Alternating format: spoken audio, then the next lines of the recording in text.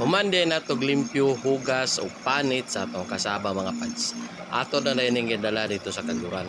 So dili na day kinahanglan nato magbanggod no kanang magkidkid kay ang kidkid nga gud medyo langan. Pero nanay mas dali nga pamaagi mga pads mo ni siya ang kaguran sa lubi.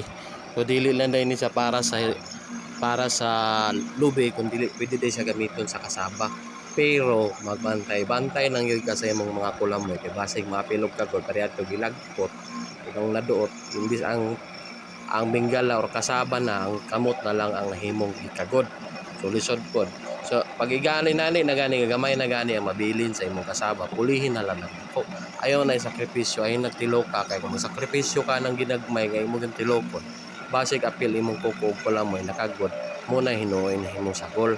Mao na mga pads, amping-amping ito sa pagkagod lang ani kay medyo delikado. Ug mora na akong ma-share karon mga pads.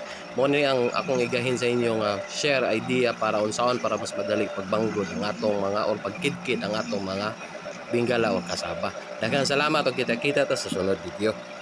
Amping mo kanunay og God bless.